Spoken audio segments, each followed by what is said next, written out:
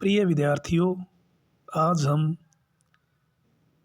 Herbert Simon तथा निर्णयन प्रक्रिया के बारे में पढ़ेंगे कि हर्बर्ट साइमन ने निर्णयन प्रक्रिया के बारे में क्या विचार रखे, उनकी क्या मान्यताएं रही। लोक प्रशासन में व्यवहारवादी उपागम के प्रमुख स्तंभों में हर्बर्ट साइमन का नाम बड़े सम्मान के साथ लिया जाता है।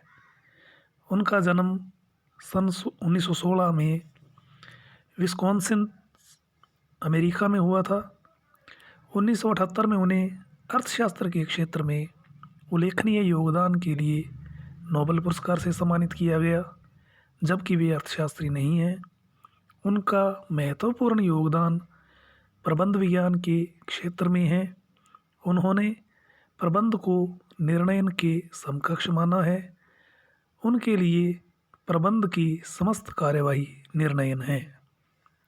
हर्बर्ट साइमन की रचना एडमिनिस्ट्रेटिव बिहेवियर निर्णयन प्रक्रिया के अध्ययन की दृष्टि से उल्लेखनीय ग्रंथ माना जाता है। उन्होंने निर्णय निर्माण प्रक्रिया में मूल्य वरीयताओं के संदर्भ में मानव व्यवहार का विश्लेषण किया। यही वह केंद्रीय संबद्धता है जो संगठन और उसके कार्य को समझने के लिए महत्वपूर्ण है।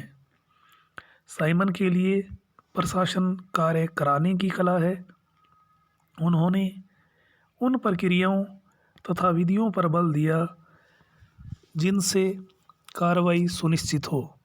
वह कहते हैं कि प्रशासनिक विश्लेषण में उस चयन पर पर्याप्त ध्यान नहीं दिया गया है जो कार्रवाई से पहले किया जाना है। निर्णय लेना चयन की वह प्रक्रिया है जिस पर कार्रवाई आधारित होती है।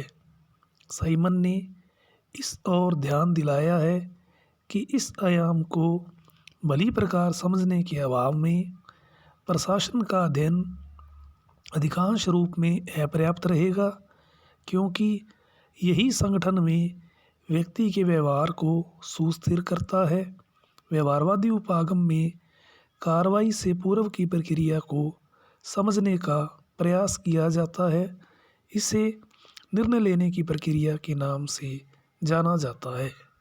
साइमन ने इस बात पर बल दिया है कि निर्णय से अभिप्राय तथ्यों एवं मूल्य तत्वों का उचित योग होता है।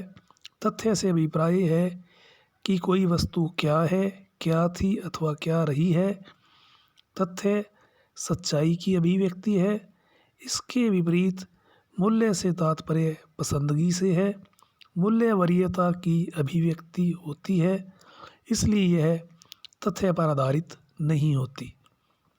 साइमन के अनुसार प्रत्येक निर्णय अनेक तथ्यों और एक या अनेक मूल्य वक्तव्यों का परिणाम होता है। विकल्प या निर्णय में तथ्य तथा मूल्य दोनों शामिल होते हैं। ये किसी निर्णय में सम्मिलित नैतिक एवं तथ्यपरक तत्वों के विश्लेषण की कसौटियों को स्पष्ट करते हैं। साइमन ने उदाहरण दिया है कि मानो एक सेनापति आक्रमण की पद्धति के बारे में निर्णय करना चाहता है। वह इस मूल्य वक्तव्य से शुरू करता है, मुझे आक्रमण करना चाहिए। यह मूल्य वक्तव्य है।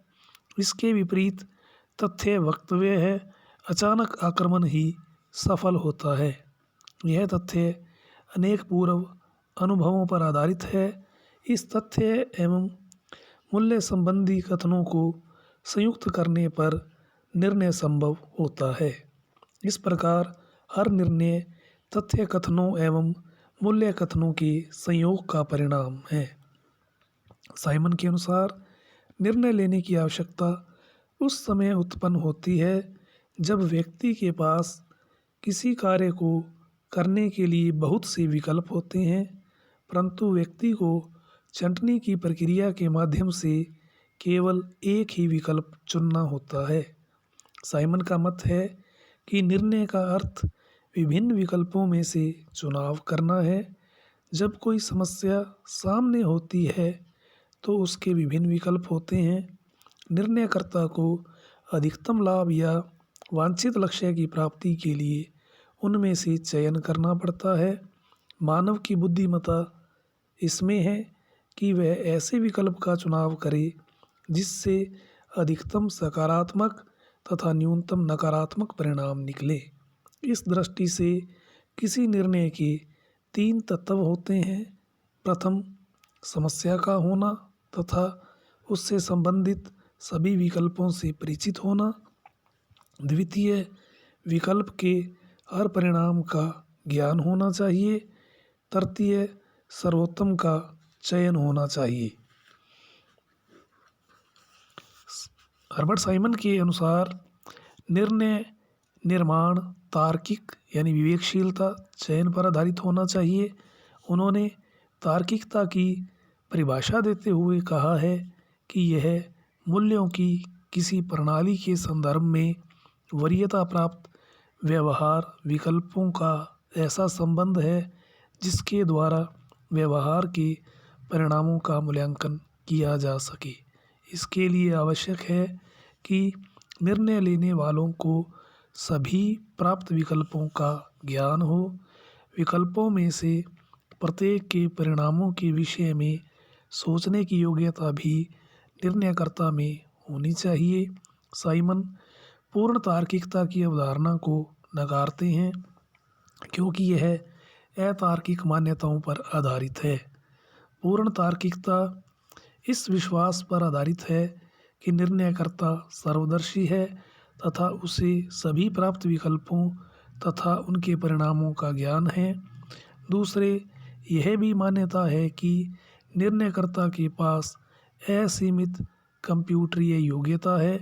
अंत में उसका विश्वास है कि निर्णयकर्ता में सभी संभावित परिणामों को एक व्यवस्था में रखने की क्षमता है।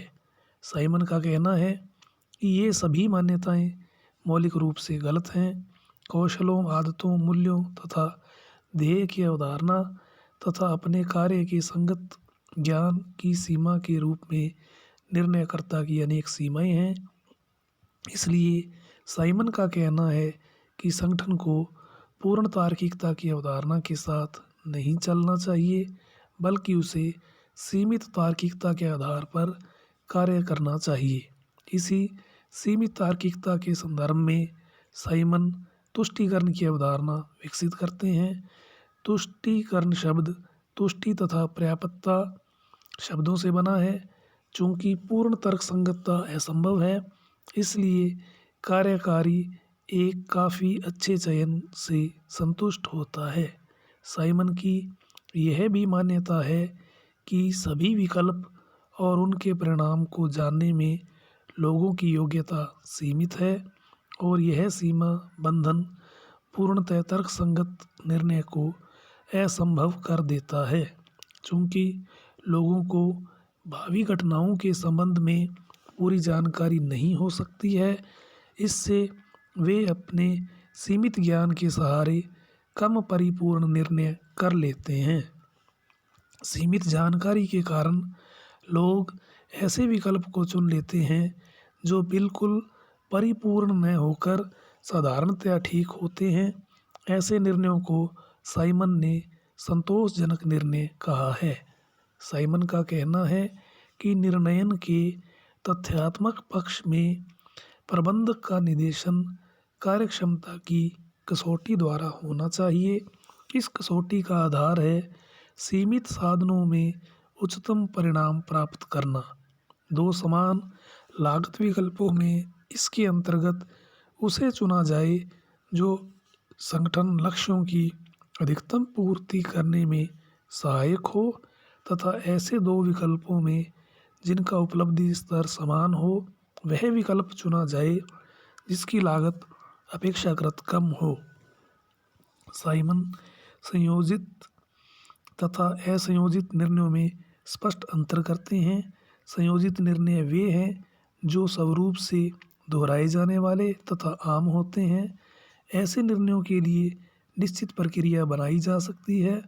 प्रत्येक निर्णय पर अलग से विचार करना आवश्यक नहीं।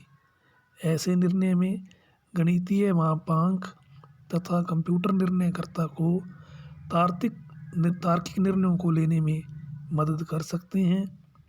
इसके विपरीत असंयोजित निर्णय नए तथा अनबद्ध होते हैं। कोई पहले से तैयार पद्धतियाँ उपलब्ध नहीं होती तथा प्रत्येक प्रश्न या मसले पर अलग से विचार करना होता है। साइमन के अनुसार निर्णय कार्यों का विशिष्टीकरण मुख्यतः निर्णयन केंद्रों से तथा निर्णयन केंद्रों की ओर पर्याप्त संचार मार्गों के विकास पर निर्भर करता है।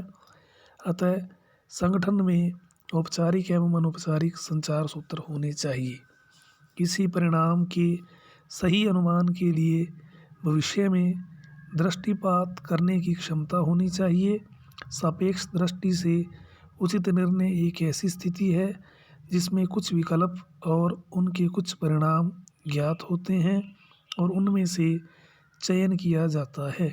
साइमन के अनुसार निर्णय लेने के संबंध में मनुष्य के वास्तविक आचरण का अध्ययन किया जाना चाहिए। अमेरिका के राज्य सचिव मैकनामारा ने एक बार कहा था कि मुझे एक समस्या से संबद्ध पूरे तथ्य या सारी सूचनाएं दे दीजिए और मैं पूरा सही निर्णय ले लूँगा। इसलिए आज सभी प्रशासनिक संगठनों में ज़्यादा से ज़्यादा तथ्य संकलित किए जाते हैं। साइमन के अनुसार निर्णय 3 तरीकों से स्वीकृत कराए जा सकते हैं। एक तरीका शक्ति के प्रयोग का है, दूसरा मार्ग भावनात्मक सहानुभूति और सम्मोहन का है, तीसरा तरीका सहयोगियों में निर्णय के प्रति समान आदर और औचित्य का भाव जागृत करना है। यह तभी संभव है जबकि उन्हें परिस्थिति और तथ्यों से अवगत कराया जाए। साइमन के अनुसार उच्चाधिकारियों को निर्णय लेते समय अधीनस्थ अधिकारियों से परामर्श करना चाहिए, भले ही वह उनके परामर्श को न माने। साइमन के मॉडल में बड़ा ही उपयोगी और यथार्थवादी दृष्टिकोण है, जिसमें निर्णयकरण प्रक्रिया में व्यवहारपरक पहलुओं पर ध्यान देने को विशेष महत्व दिया गया। साइमन का मॉडल में संगठनात्मक जीवन की कठोर वास्तविकताओं को अधिक निकट से समझने के लिए बाध्य करता है कि प्रबंध के निर्णय वस्तुतः कैसे और क्यों किए जाते हैं।